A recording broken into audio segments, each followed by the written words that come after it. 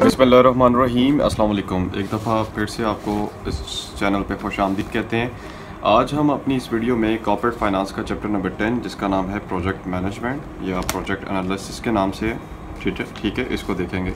Chapter number 10 के अंदर हमारे पास जो करने वाला क्वेश्चन है वो है जी हमारे पास आज क्वेश्चन नंबर 4। ठीक है,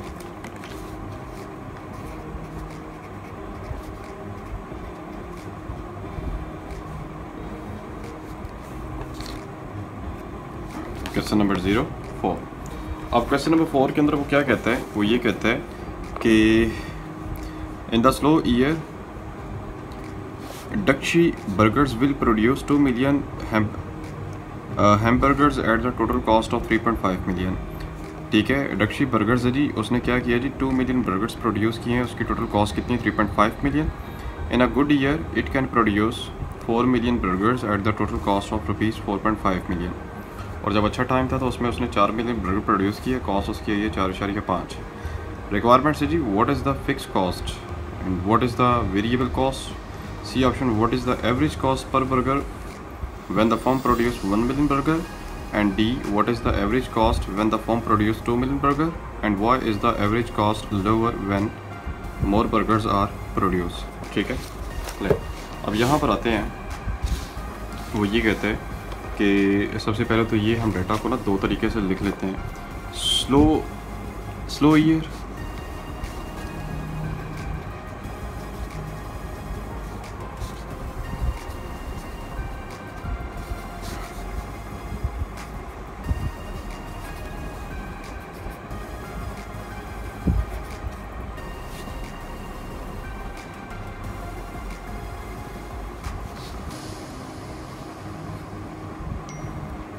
लें slow period and good period. Slow period के अंदर कहता है कि फर्म जो है वो कितने बर्गर्स प्रोड्यूस करती है 2 मिलियन बर्गर्स। टोटल कॉस्ट जो है 3.5। 2 मिलियन बर्गर्स वो क्या करती है प्रोड्यूस करती है।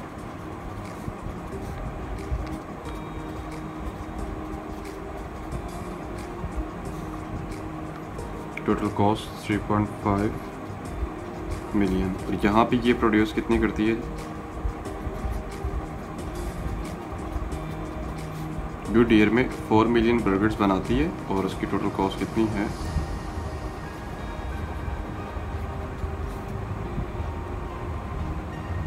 इसकी टोटल कॉस्ट है 4.5 मिलियन। ठीक है, डॉलर्स। ऑप्शन नंबर ए में हमने कैलकुलेट क्या करना है। ऑप्शन नंबर ए में कहता है what is the fix cost.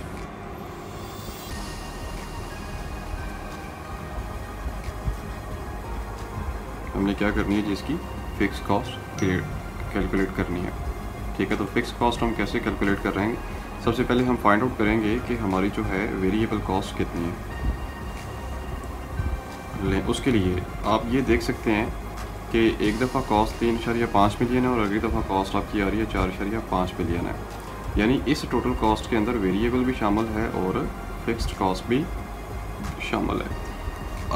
अगर हमें ये पता चल जाए ना कि कौन सी कॉस्ट वेरिएट कर रही है, यानी चेंज, देखें फिक्स कॉस्ट हमेशा एक रहती है लेकिन जो वेरिएबल कॉस्ट होती है वो क्या होती है, चेंज होती रहती है। लेकिन अगर हमें ये पता चल जाए कि वो वेरिएबल कॉस्ट आखिर है कौन सी, तो हम क्या करेंगे उसको इजीली लोकेट कर लेंगे। अब यहाँ पे जनाब हम कैसे उसको करेंगे, ये 4.5 मिलियन डॉलर्स है। ठीक है, इसमें से माइनस करेंगे 3.5 मिलियन डॉलर्स, तो हमारे पास यहाँ पे आ जाएगा 1 मिलियन का फ़र्क आ जाएगा। ठीक है, डॉलर 1 मिलियन। अब ये जो डॉलर 1 मिलियन है बेसिकली ये हमारी क्या है वेरिएबल कॉस्ट।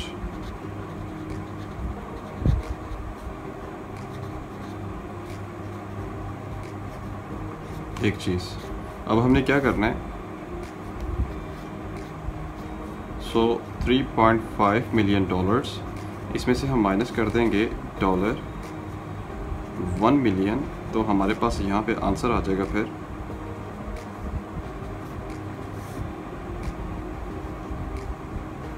2.5 million dollars. ठीक है, ये हमारी क्या निकल आई यहाँ पे फिक्स्ड कॉस्ट निकल आई FC।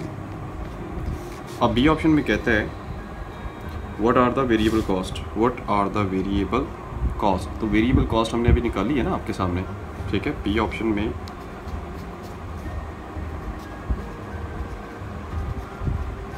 वेरिएबल कॉस्ट उसने बोला है, तो वेरिएबल कॉस्ट है जी जनाब, अभी हमने ये फाइंड कर ली है। तो यहाँ पे आप इसको ऐसे लिखते हैं $1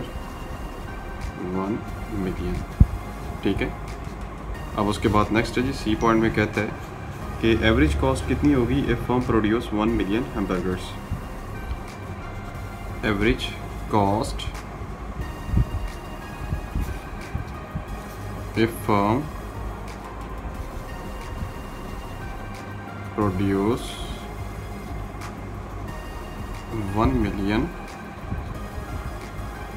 बर्गर्स, ठीक है जी।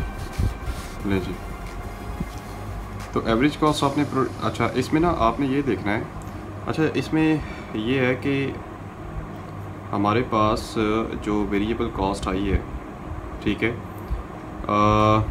वो एक बर्गर की कितनी है, ठीक है, एक चीज़। दूसरी चीज़ हमने ये देखना है कि हमारे पास हम जो बर्गर्स हैं वो कितने प्रोड्यूस कर रहे हैं। तो हमारे पास यहाँ पे सबसे पहले हम देखेंगे वेरिएबल कॉस्ट ऑन पर बर्गर। तो हमारे पास जो 1 मिलियन आई थी वेरिएबल कॉस्ट, लेकिन हम जो है इस क्वेश्चन के अंदर कितने बर्गर प्रोड्यूस करते हैं जी, सी ऑप्शन के अंदर उसने बोला है कि अगर आप क्या करते हैं 1 मिलियन बर्गर्स प्रोड्यूस करते हैं, तो फिर आप बताएं कि आपकी जो वेरिएबल कॉस्ट है वो कितनी निकलेगी, एक क्वेश्चन है, ठीक है। तो क्वेश्चन के पहले मैंने वेरिएबल कॉस्ट फाइंड कर ली है ना, इस पॉइंट को माइंड में रखना है। लेकिन बिल्कुल क्वेश्चन के स्टार्ट में गुड स्लो ईयर में 2 मिलियन के साथ मैं क्या कर रहा था, total number of burgers produce कर रहा था, तो उसके अकॉर्डिंग मेरी वेरिएबल कॉस्ट निकलती है $0.5 पर बर्गर। मैं इसको ऐसे करके लिख रहा हूँ। लेकिन मैं अगर 1 मिलियन बर्गर प्रोड्यूस करता हूँ तो फिर मेरी एवरेज कॉस्ट कितनी आएगी वो मैंने कैलकुलेट करनी है ना यहाँ पे। तो मैं क्या करूँगा, यहाँ पे 0.5 जो कि मेरी वेरिएबल कॉस्ट का पर यूनिट है, इसको मल्टीप्लाई कर दूंगा 1 मिलियन बर्गर के साथ। तो मेरे पास यहाँ पे आंसर आएगा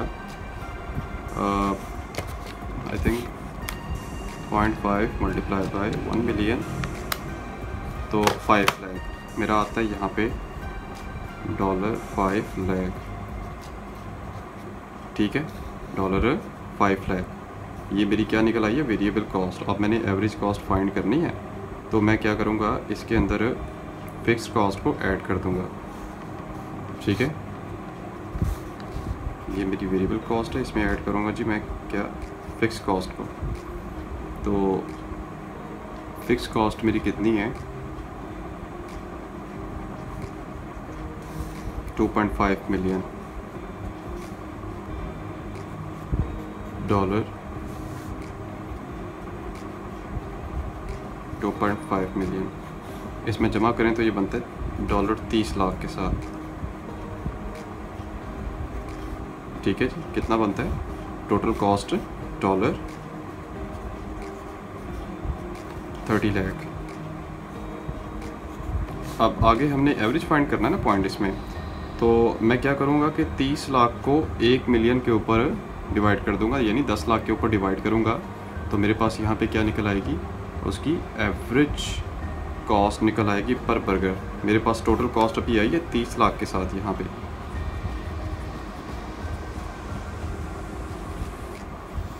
इसको मैंने डिवाइड किया $1 मिलियन के ऊपर,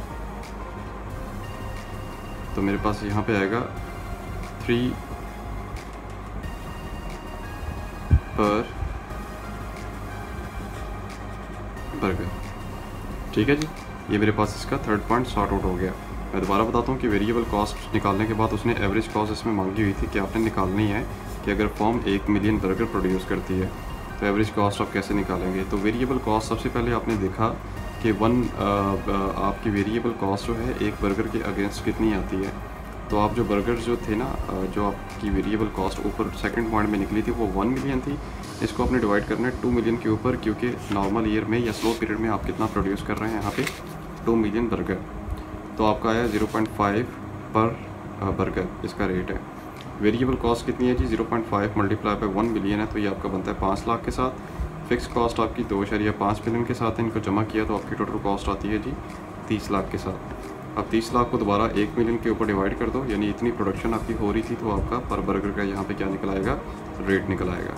अब आगे चलते हैं थोड़ा सा, उसके डी पॉइंट पे सी हो गया, what is the average cost when the firm produce 2 million burgers. अगर फर्म जो है 2 मिलियन बर्गर प्रोड्यूस करती है तो फिर बताएं जी उसकी एवरेज कॉस्ट कितनी आएगी। तो यहाँ तक मैं आपको बात बताता हूँ, आपने वेरिएबल कॉस्ट पर बर्गर निकाला था 0.50, फिर यहाँ पे इसको मल्टीप्लाई आपने किया 1 मिलियन के साथ, क्योंकि यहाँ पे 1 मिलियन बर्गर इफ़ प्रोड्यूस करते हो। लेकिन अब डी पॉइंट में कहता है कि अगर 1 मिलियन की बजाय अगर आप 2 मिलियन प्रोड्यूस कर रहे हो तो फिर बताओ कि आपकी एवरेज कॉस्ट पर बर्गर कितनी निकलती है।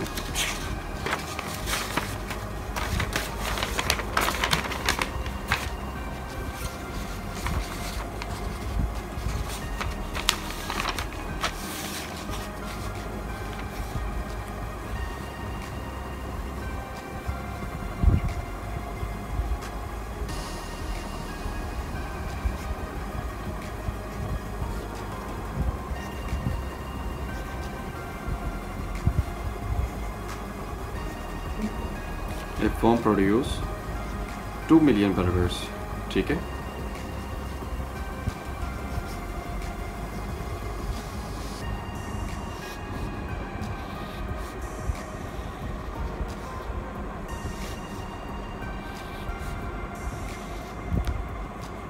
राइट, एक चीज़ मैंने जहाँ पीछे बताया था आपको कि वेरिएबल पर यूनिट कॉस्ट कितनी निकली आपकी, यहाँ पे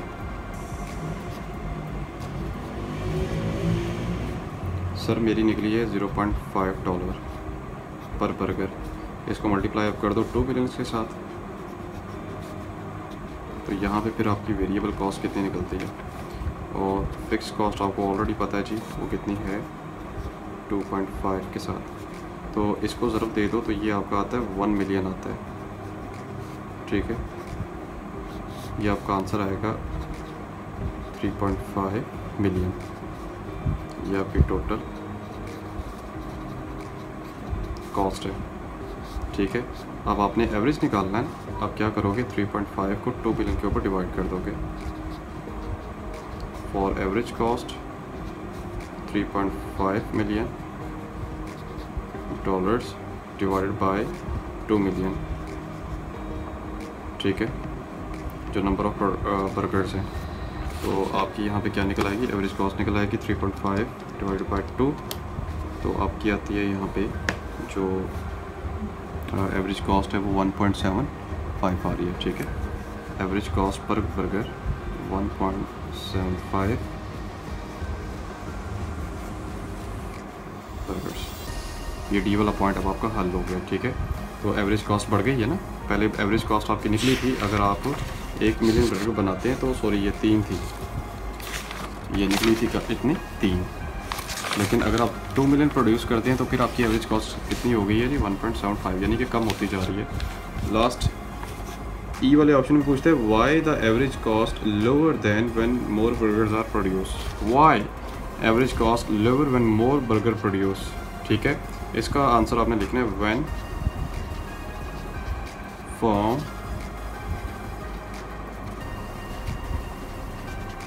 produce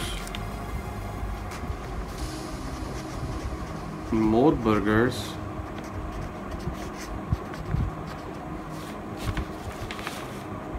its average cost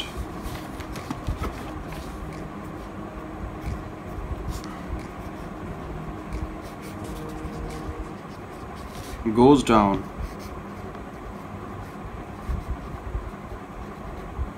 because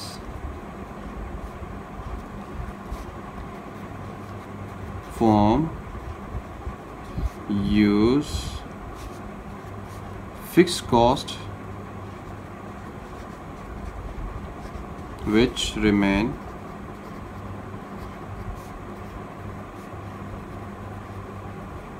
unchanged.